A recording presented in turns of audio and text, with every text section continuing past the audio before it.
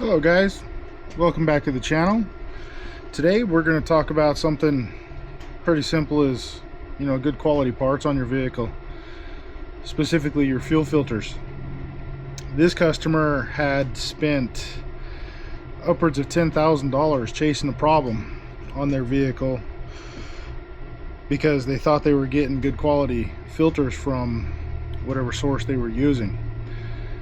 Now, we'll jump right to the end of this really quick and tell you what they've done and then what I found and what the fix was. So the customer had a poor running engine, and it would sometimes lose power and bring them down, down to pretty low speeds with just a terrible idle. They replaced their injectors, they replaced their injection pump, their CP3 injection pump, they replaced their fuel rail, and they replaced, gosh, what else did they replace? I can't even remember now. Anyway, they after spending all that money replacing all of those parts, they brought it into us.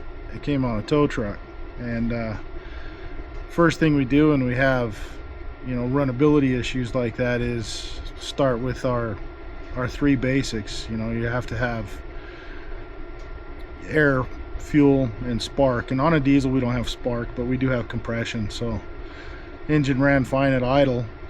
It wasn't until you take it on the test drive and give her the onion that you lost power. So we can assume there that the spark is okay. The compression in the engine is actually providing that spark. Now we go back to the other two basics, which is air and fuel. Start off with checking the air filter, making sure the air filter is correct, and on this vehicle it was. So then I hook up a tool so I can pressure test the air system to see if there's any leaks in the cold air tube, the hot air tube, or the CAC, the cold air exchange. And there was no leaks in any of that. So we can safely then assume that air is making it into the engine. Now, on test drive, I was monitoring turbo boost, and up until about 21 psi, we had good boost reaction. So it brought me into thinking about fuel and what we needed to look for there. So again, on the test drive, while I've got my diagnostic tool hooked up, I started monitoring fuel pressure. Now under full boost, full load, we should see somewhere in the neighborhoods of 26,700 pounds of pressure in the fuel system. On this particular vehicle, when you started building boost, started building power, the fuel pressure would drop from 21,000 pounds to 12,000 pounds, then 9,000 pounds, and bleed off. Thought that was kind of weird. You don't see those kinds of issues, especially on a brand new CP3 and brand new rail and all of that good stuff. So start off with the basics. We got to test our injector return, our CP3 return, and our delivery. So it's easier to check delivery first. You pop off the fuel supply line at the CP3. When you do that, it tests both filters in line and the ability for your lift pump to push out the volume that it needs to push out. Now that specification is 500 milliliters in 10 seconds, and you do that test for 3 10-second intervals, add the totals up, divide by 3, and it should equal over 500 milliliters. Gives you 500 milliliters in 10 seconds. So through 3 tests, you'll end up with somewhere in the neighborhood over 1,500 milliliters. Now, when I did this, that test varied. It varied from 350 all the way down to about 175 milliliters in a 10-second period. So then we start moving back through the system. We check before the engine mounted filter, and on this vehicle, when I moved back to pre-filter, I had 560 milliliters consistently through all 3 tests. So that tells me that we got a problem with the fuel filter on the engine block or something in the fuel filter housing. So I removed the fuel filter and found my problem. Now all of this took about, half hour worth of test driving and starting the fuel system diagnosis, let me show you what I found. First thing I'm going to show you is what a brand new filter looks like. Okay, I know it's really hard to see, but it does say Cummins. It does say 6.7 Cummins. Gives you the Fleet Guard emblem on there and everything. This is a factory Mopar filter. This is the box that I took the factory Mopar filter out of. Now if we look down inside of this filter, you see that white little post sticking up at the very bottom. It's kind of hard to see from this angle, but there is a post in there. This one comes up to a pretty fine point. That fine point is pretty important. What it does is when you put the filter into the housing is it pushes on a backflow ball inside the housing. It's integral. You can't replace that without replacing the entire filter housing.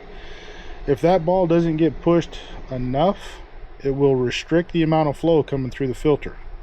Now this filter is the filter that we took off. It also has all of the 6.7 Cummins markings on it, and the turbo diesel, the Fleet Guard emblem, all that stuff, correct Mopar part number. Everything about this one looks like it's a factory Mopar filter. It's not until you look inside of it and you see that post. Now it's really hard to see without cutting this filter apart and looking at it, but it looks more like a Phillips screwdriver. It doesn't come up to a fine point. It's also about 30 thousandths of an inch shorter than what the factory one is. I've measured them in the past. I'm not going to cut this filter apart and actually measure it, but we've had this problem before. It's not the first time we've seen filters like this. Now we did contact the customer and got a little bit more information on this vehicle and on their parts that they put in. These filters were ordered off of Amazon, branded as Mopar filters in Mopar boxes, so they thought they were getting a genuine Mopar part. For one, on their filter, the internals not only don't look the same as a Mopar, but they're also black plastic, whereas on the Mopar, if you did notice, it's white down there at the bottom. The one that they had is black down there at the bottom. So it is not a factory Mopar filter. It's probably somebody that bought their filters off of Alibaba, rebranded them into Mopar boxes, and sold them as genuine Mopar filters. This one was not. So I replaced this filter, cleared the codes, road tested this vehicle extensively. No codes returned. And of course, right after I replaced the filter, I did the flow tests at the CP3. So through both filters, lift pump was putting out 560 milliliters every 10 seconds through the new filter. So lesson learned is, just because it says Mopar doesn't mean it's a factory part. Got to make sure that when you're buying your stuff online, I get it, it's expensive to buy it at the dealership, but you got to make sure that what you are buying either meets or exceeds factory specifications and all that good stuff. So if you're not going to buy factory parts, at least get them from known good manufacturers, such as on filters. There's a ton of different companies out there that are providing very quality, high quality parts. So be careful where you're getting your stuff from, people. This problem could have saved this person a lot of money had they just bought a factory Mopar filter instead of trusting some other online company to provide them with something that meets or exceeds OEM standards. But little lesson learned for all of us, I guess.